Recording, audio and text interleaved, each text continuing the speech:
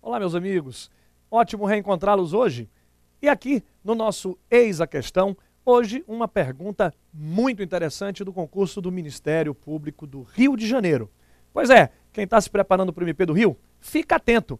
Eis a questão e eis uma ótima questão. Na sua tela você confere comigo aqui, eis a questão, MP do Rio de Janeiro, e olha só o que se perguntou. É possível o pedido de dano moral coletivo, legal, né? É possível o pedido de dano moral coletivo em ações civis públicas ambientais propostas pelo Ministério Público? E qual é a posição do STJ sobre o tema? Qual é o entendimento do STJ sobre esta matéria? Pois é, historicamente em nosso país, o dano moral foi visto por um ângulo, por uma ótica individualista. O motivo é simples. Com a Constituição de 88, nós tivemos uma conformação do dano moral através de uma correlação com os direitos da personalidade.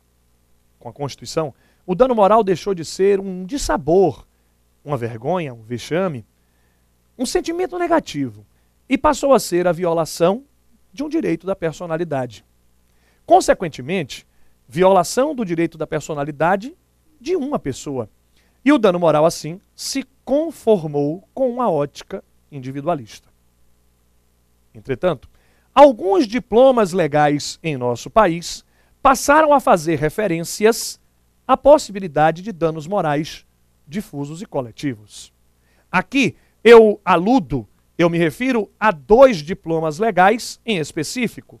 Aqui eu faço alusão primeiro à Lei de Ação Civil Pública, que é a Lei 7347 de 85, no seu artigo 1º, e também ao Código de Defesa do Consumidor, no artigo 6º, inciso 6. Estes 2 diplomas legais expressamente se referem ao dano moral difuso ou coletivo, ao dano moral transindividual. Com isso, nós passamos a ter a admissibilidade deste tipo de dano no direito brasileiro. Uma advertência: o dano moral transindividual pode ser difuso ou coletivo. Difuso quando ele atinge a todos e a ninguém. Portanto, quando ele atinge um interesse difuso. De todos e de ninguém, aqui é o exemplo do interesse ambiental. O dano ambiental pode ser um dano moral difuso.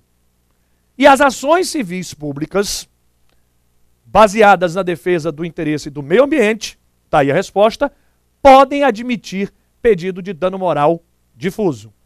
O dano moral coletivo se dá quando se atinge a dignidade de uma categoria jurídica. Podemos pensar aqui no direito do trabalho, nas convenções coletivas. Ali é a categoria jurídica.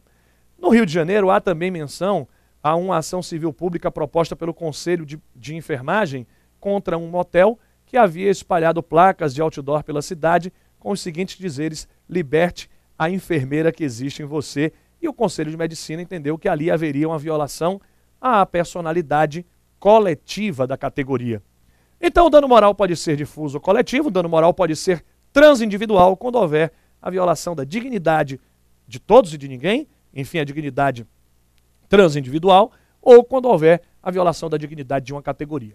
Numa hipótese ou na outra, lembre-se que a indenização decorrente da decisão judicial reverterá para o fundo previsto no artigo 13 da Lei de Ação Civil Pública. Se o dano é transindividual, a indenização terá um destino transindividual, não poderá reverter individualmente em proveito de uma pessoa. Em relação ao STJ, é importante lembrar que a primeira posição da Corte foi contrária. Numa primeira manifestação, o STJ negou a possibilidade de dano moral difuso ou coletivo. Logo depois, a Corte realinhou a sua jurisprudência, modificou a sua orientação, é o que se chama overruling, lembra?